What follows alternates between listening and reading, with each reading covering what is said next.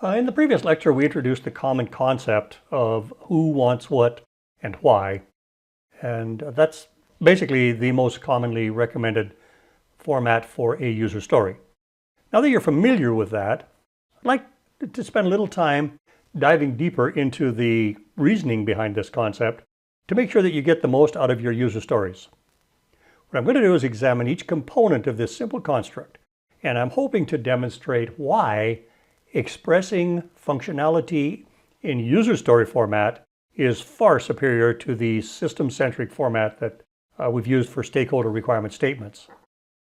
So as an example, we're going to take this user story.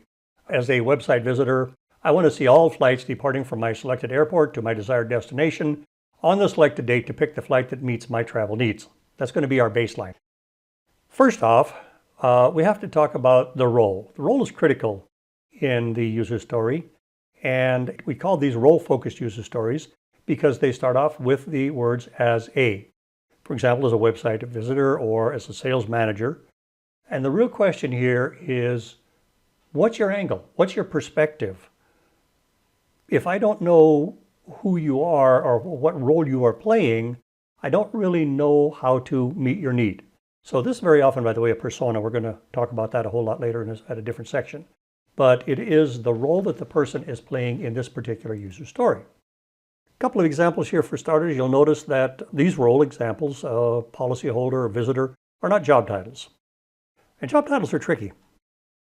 Your job title might be CEO, but if you're accessing a website to check out your our training offers for business analysts, the important thing for the developer to understand is you are acting at that point in time in the role of a website visitor.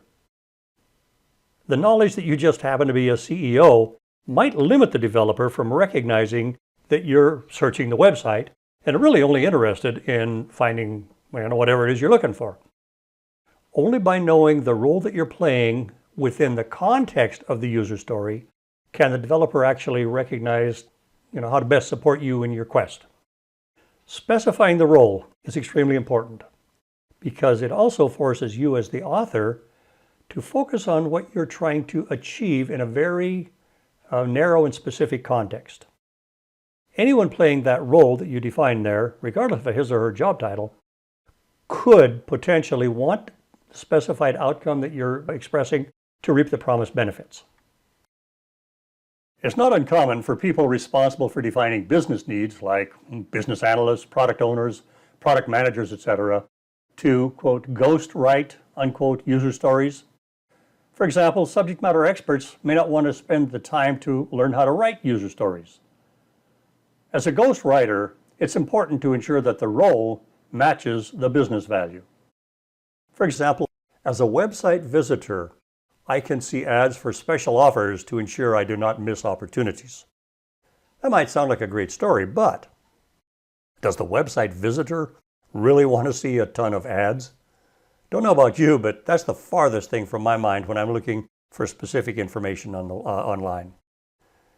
The question you should ask is, what role within the organization really benefits from the story? Now, my humble opinion, the better role to write and defend this user story would be, as a marketer, I can make special offers visible on the website to increase the efficiency of our marketing campaigns. Remember, the author of the story should be the role that developers can go to for clarification. Putting a middleman between the ultimate customer and the developer is just a source for more errors and really adds confusion. The role should identify whom the team should contact for information on what the true need is.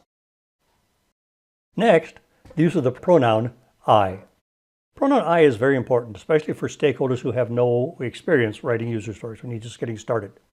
First off, I is the only absolutely unambiguous pronoun in any language. There's only one possible interpretation of who is meant with the pronoun I, the source of the request. Any other pronoun, you, we, they, any of those can mean different things in different settings, but I is always a single one person. When you start a user story by saying, as a website visitor, I can, you own the request. You're the person of interest, and you're the source that the developer can reliably go to for clarification. The developer can talk to you and you two can have a discussion about what it is that you want.